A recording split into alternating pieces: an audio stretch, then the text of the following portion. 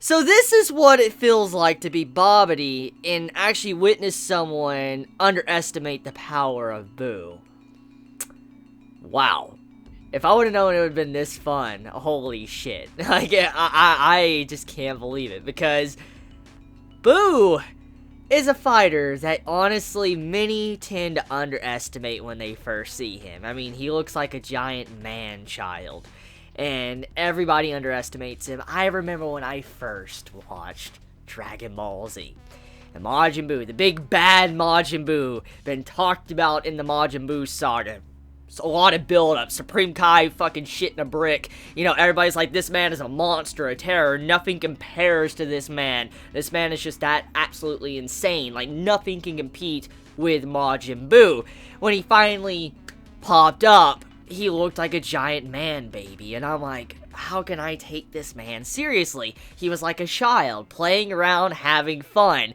And I remember when Gohan, you know, he was seeing him, and then you saw Supreme Kai. Supreme Kai was, you know, on edge. He's like, don't underestimate him, but Gohan's like, he doesn't look, you know, that bad at all. Maybe he's just innocent. And then all of a sudden, Buu just beat the shit out of everyone, and we saw Vegeta get the shit knocked out of him, and he had to sacrifice himself. Just seeing from the opposite end, okay, of, like, we know what Buu is, what he is capable of, but seeing others not understanding what Buu really is, it's so entertaining, because what they were doing in this episode, the Enemy Team Universe 9, is exactly what we were doing when we watched the Majin Buu saga for the first time. Exactly their thoughts. What the shit is this? This man's completely weak, but we know now, like, no, physical attacks, punching the shit out of Buu, that's not really gonna work out much. I mean, we know how Buu's body works. This man, he can be blown into pieces and just reform again, and that's just, he's completely fine. And I just love the moment to when they think Buu is down. Like, this man is down for the count. And we know how Buu is. Like, even if, okay, the good Buu, this Buu we have right now, is way weaker than Super Buu / you know, Evil Buu, Kid Buu, and all that, this Buu still shouldn't be underestimated. He is not weak. By no means you should ever underestimate Buu, because this man can regenerate quite a bit and can take a lot of punishment. I mean, he did put up quite a good fight against Kid Buu, if we remember. And the big point of this is when they thought Buu was down for the count, and this man, after having a hole blasted inside of him, just sits up and just reforms, and all of the damage is gone. I'm like, this reminds me of exactly what it was like in the Buu saga. You remember when we used to freak out when we saw Buu just get the shit knocked out of him? He had all these wounds on him, but then he just regenerated and everything was just completely fixed. All the wounds, bruises, cuts, everything just completely fixed and everything was back to normal. That is what we saw in this episode, but instead of us being absolutely terrified, I was just sitting here laughing and being giddy like freaking Bobbity from Dragon Ball Z. I'm like, oh my god, no wonder Bobbity was enjoying himself when he was just seeing shit like this, and he was just having fun and jumping around, because this right here, it's probably what it feels like. So, besides that, let's just, you know, talk about something like a hypothetical, okay, before I dive into the content of the episode. We know that Buu was probably going to kick this man's ass, okay? We were fully aware of that. I mean, he was underestimating Buu with last week's episode, so it was common sense that this man was going to get his ass beat. But let's just throw in a hypothetical. What if Super Buu was here? Like, just think about this for a second, okay? What if fucking Super Buu was here? Like, okay, let's just say Super Buu wasn't evil, okay? Let's just say Super Buu wasn't evil. The power of Super Buu, or, you know, Gohan Super Buu, you know, when he had Gohan inside of him. What if, okay? What if that fucking Super Buu was a part of this fucking tournament? Like, yo! Like, these guys would get fucking wrecked. Like, Universe 9 would probably get fucking wrecked just because of what we witnessed in this episode. I mean, damn! I mean, good Buu, yes, he's strong, but he was nothing compared to Super Buu. We know he got weaker thanks to losing the evil part of himself. So because of that, just imagine the slaughter if Super Buu was in this right now, like in this arc fighting. It really makes me miss Super Buu, honestly. I mean, I've talked about this in the past. Now it makes a little bit more sense of what maybe Bobbity, was trying to accomplish with Buu, and since Buu was able to absorb a bunch of Kais, I've talked about this in the past. There was a possibility maybe Buu was aware of the other universes since he had the Kais inside of him. We do know he gains their knowledge, and so he had access probably to Zeno or Kai to where he could teleport. It just makes me wonder, I mean, if Goku and Vegeta did not handle Buu at the time, just imagine how much of a menace Buu would have been. I mean, it really makes you put that in perspective when you see this episode, because if Buu can do something like this to Universe 9's, fighters, just imagine if Goku and Vegeta was not there, and Buu was able to go on a rampage, absorb Vegito, and not, Vegito didn't work. He absorbed Vegito, got that power. Just imagine how unstoppable Buu probably would have been once he absorbed all of them, and was able to tear through all the dimensions, because we know he was capable of that. Just what if he could do something like that? It's mind-boggling. So, regardless of that, though, let's just talk about the details of the fight. So, this fight, in all honesty, way more brutal than I expected. I mean, it's Buu. We know Buu could take punishment. We know this man could have limbs chopped off, regrown back, formed back onto. We know this. Buu is pretty fucking almost invincible. You have to eradicate every part of him just to make sure he's dead for good. This man is basically immortal. And we know that this man could take a beating, and because of that, I'm assuming is why Toei Animation decided to make this episode a little bit more brutal than the normal fights we see in Dragon Ball Super, because there was a lot of wounds going on, a lot of just, crazy kicks or punches. I mean, when Buu got his head smashed in and shit, I'm like, damn, I haven't seen, a blow like that since, Dragon Ball Z. Just seeing, someone's head just squishing in, or, when Vegeta had his arm broken, or when Cell just, snapped his fucking back, pretty much. Just when you see stuff like this, I'm like, I haven't seen something as savage in a fight since Dragon Ball Z, and I really love the direction of this arc in terms of the fights and the characters coming out and all that. Just, it makes me happy to see this arc, and regardless of, Goku being the main antagonist of this arc, it's a phenomenal arc. It's definitely the best arc so far from Dragon Ball Super. So, one thing I do want to say is that, judging by what we saw in this episode, I'm going to assume that everything is, on the table. You can do anything you want in the upcoming, universe, multiverse tournament. When the multiverse tournament happens, I'm going to assume almost anything is allowed. I feel like weapons, items and shit are probably going to be allowed, judging by how Zeno is. I mean, let's take examples of what we saw in this episode. Zeno was complaining, saying, oh, that's boring and all that, can't use power-ups and stuff like items outside the ring, which that would have been, illegal in the previous tournaments and stuff, because you can't use weapons, items and stuff like sensu beans to be able to, repower someone up. And because of Zeno saying it's boring, I feel like this is going to determine the rules of the upcoming, multiverse tournament. That means that fighters are going to be able to use maybe items, maybe Frost is going to be able to use his poison, and I'll be completely fine. Fighters are going to be able to kill each other. I feel like that's going to be one of the main points of the upcoming multiverse tournament, because if there's anything we can gather from this, is that the tournament that's about to happen is not going to be your normal tournament. It's not going to be a tournament about knocking someone out of the ring, or knocking someone out until they're unconscious. Maybe that rule might apply, but overall, I feel like killing is not off the table. You can kill someone, and you will not lose the match. So I'm assuming that's what's probably going to happen in the upcoming multiverse tournament. 4 fighters can go all out and do their crazy moves and stuff where there's no limitations, which would really spice up the arc. And I mean, if you think about it, saying that there's killing allowed in a tournament would make sense, because, I mean, let's think about what Goku has done to all these, universes. He's pretty much fucked every universe over. Even if, let's say, Goku's universe, doesn't win or whatever, which we know his universe will definitely win, that means that all these other universes that most likely are going to get defeated, they're going to want to come after Goku. They're going to kill this man. And so if they're told, they can't kill him, they're going to be upset. So now knowing if there's a rule to where killing is allowed, oh, you bet your ass everybody's going to be trying to kill Goku. That straight up is going to be happening, because this man has started all this shit with the multiverse and all that, because, if they lose, the entire universe just disintegrates and dies, will be completely erased by Zeno. So yeah, I mean, I feel like that's what we could gather from this episode, especially from what Zeno was doing. I mean, it seems like weapons are probably going to be a part of it. Maybe there might be a limitation to weapons, but I do think weapons or maybe some items are going to be used. Maybe, there might be a limitation to maybe a select few. Maybe you can only use 2 or 3 items in a given match. What's to say, maybe Zeno say, oh, you can use 1 item in a match, and you can choose whatever you want. Like, what if you were only allowed to use one item at one time, like how you would see in a Dragon Ball Z game, and, like, let's say you could use one Senzu Bean or something, and, you know, you have your health and, you know, ki and all that restored completely. Something like that might happen. I could see Zeno maybe putting a rule there to where you can use one item or maybe a couple items, kind of similar to how you would see from the Dragon Ball Z games, which would really add a mix to the upcoming tournament, because it would seem like, holy shit, this is definitely different. I mean, killing being allowed and items being allowed and all this, it would definitely be a savage type of tournament, and I would love to see the direction it would go.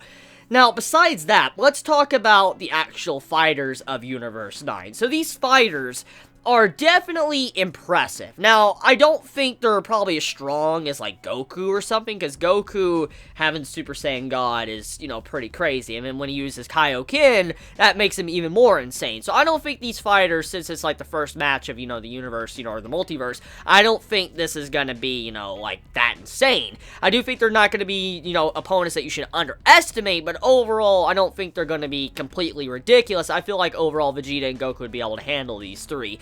Still, I do say, however, that these fighters are interesting because Goku cannot sense their ki.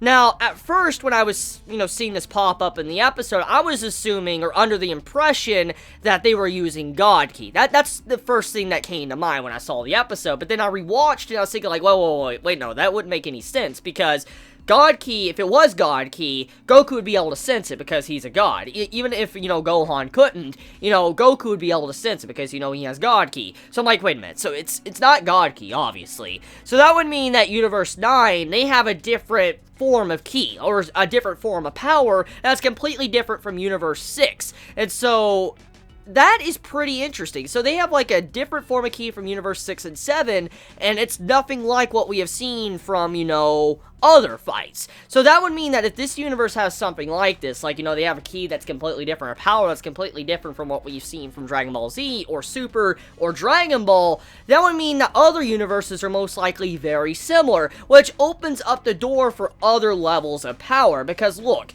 we know about God Ki. We know what God Ki does. It allows you to concentrate and be able to, you know, maintain, you know, your aura in a way to where you can constantly be on alert, but also be relaxed at the same time. It's ki control. That's what God Ki is able to allow you to do. We've seen this already be a prime example of growth with Goku's character, and Beerus is still trying to master that as well. And because of this, if there's another form of ki that Goku is unaware of, or hasn't even seen before, and he finds out about it and how to sense it or whatever, I could see that being used to reach new levels of strength. I mean, what if, like, for instance, Goku is able to learn this other ki, or whatever power they're using, and being able to use it as well alongside of his God Ki? That would be crazy, because that would add new levels for characters. Maybe, like, this ki that these people are using in this fight against Gohan and then Buu. What if this is a ki, like, maybe, like, our human characters can use? Like, they can use to power themselves up and be completely strong. Who knows? I mean, that would be really cool if something like that happened. Now, besides that, let's also talk about the fact with the god, okay? The god of Universe 9. There was something very interesting about the dialogue with the Universe 9's god alongside of the Supreme Kai. Now, I already said my thoughts on the Supreme Kai, and I kind of said my impressions overall on, you know, the god of destruction of Universe 9 and how he looks like a dwarf. And I'm like, are they going to make this man greedy because he's a fucking dwarf, you know? That's usually what, you know, mythology or games like to do for dwarves. Make them seem like they want, you know, wine, they want gold and stuff like that. That's what I assume. That's what this god of destruction most likely would be like. However, this personality of this god of destruction completely shocked me. The Supreme Kai seems to be the one really calling the shots, while the god of destruction seems to be more along the lines of a kind, gentle person. And hear me out, okay? There was a scene in this episode when Buu was getting the shit knocked out of him, and he had his face being pushed completely in by the fighter. The god, you know, Universe 9's god's like, should we really doing this? Like, should he really be going that far? Like, he said something along the lines of that, just acting very concerned for the fighter. It seemed like he didn't want to see, you know, Buu getting killed or injured in a serious manner. It seemed like he actually was worried.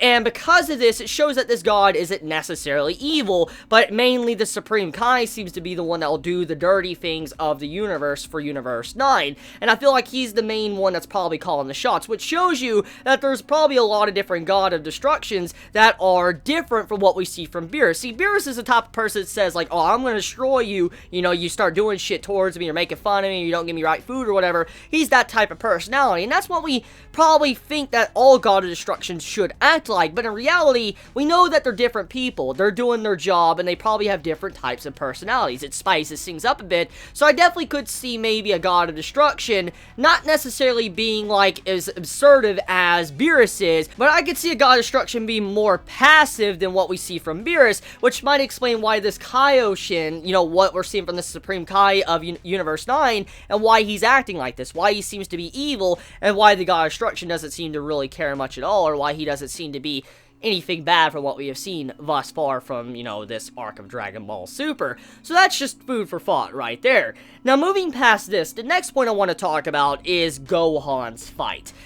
Gohan's fight, I'm going to be just straight up with you, Gohan's probably going to lose this. Gohan's probably going to get his ass beat. Now, hear me out. I do like Gohan. I'm a Gohan fan. And as I said a while back, I'm fine with Gohan choosing to live his life with his family and protecting Videl and Pan and all that. I'm completely fine with that. I've already said my piece on that. If he wanted to choose his point of his life to where he wanted to study and stuff, I'm fine with that. That's his decision as a person and as a character. I respect that because that's how he was built up, and, you know, that's something that he was actually taught to do while growing up as a child. Yes, Gohan is a strong fighter. Yes, Gohan has a lot of potential, and he has the potential to be the strongest person there, but it doesn't mean that he should use that potential. Sometimes people choose their own path and what they want to do with their life, and Gohan wanted to study and have a family. And regardless if he lost that potential or not, we can at least say one thing: he's a damn good father, and at the very least he cares for his daughter Pan, unlike someone that forgets about his own fucking son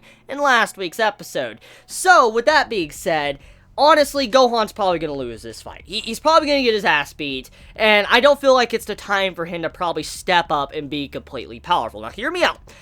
I know Gohan's going to be participating in the multiverse tournament. It's common sense. He's going to, because the lives are on the line, his daughter's life is on the line, his wife's life is on the line, and everybody else he knows and loves' life is on the line, thanks to his father setting all of this up. And he is definitely going to participate. That's just, yeah, no-brainer at this moment. However, I don't think Gohan is going to win this fight for this, you know, pre-match before the multiverse. I just don't think he will. He's probably going to get his ass beat, and then he's going to realize how weak he is, how much potential he has lost, and then he's going to train. He's probably going to go back to Piccolo, train some more, probably want to train with his father Goku, and then he's probably going to ask others maybe to train with him, maybe even ask Beerus and Whis to help him out. You know, something like that might happen. But overall, I don't think Gohan's going to win this fight. But if he does, there's only one way I could see this fight going into Gohan's favor, and let me explain. So in the preview for next week's episode, Gohan seems to be, as I expected, getting his ass beat. And judging by what we see on his eyes, it seems like Gohan is blind or something, like he can't see at all. And this is really bad from a standpoint of the way this fight is, because this dude wants to kill Gohan. He's going all out to try to kill Gohan because all rules are off the table. For instance, you can do anything you want in this match, so killing someone is allowed. So Gohan's potential life is on the line right here. Like, you know, he could possibly die in this fight. And since he's blind, but also he cannot even sense their ki, this is really, really, really bad. Because if you can't sense ki, which that means if your eyes were closed, you would still be able to see them because you could sense their ki, that would be okay. But since he can't sense their ki, and he's blind, that's really bad. He's truly blind. There is nothing he can do. All he has is his ears to be able to hear any sounds that are coming around him, so he's in a very bad spot. And if I had to assume anything, if this is the only way he's going to win, would definitely be him being able to sense Universe 9's ki, or whatever type of power they're using. That's the only way Gohan's going to win this. He'll be probably the first one of our universe to learn how to sense Universe 9's ki, and that'll be how he overcomes this fight. But besides that, I don't think there's probably any other way for Gohan to be able to win. So if there's only one way for Gohan to overcome this fight and win, it would definitely be that. But I don't see him winning in any other way. Most of the time, I'm probably just going to see him lose. See where, you know, that goes. We'll see where Gohan's fight takes us in next week's episode. Now, the next thing to talk about, let's talk about, what left is there to talk about? Let's see, I've talked about Buu. Talked about the situation with the items, to what was used in this episode, to boost fight, power. I think I've covered everything. think I have, actually. So yeah, I think I'm gonna end this here. I think I have. If I'm forgetting anything, let me know in the comments below. I probably am forgetting something, and if I am, please forgive me on that. I, make mistakes, but, I think I covered everything that was relatively important in this episode. So, yeah. You all have a wonderful day or night wherever you live. Please be safe. Chibi out.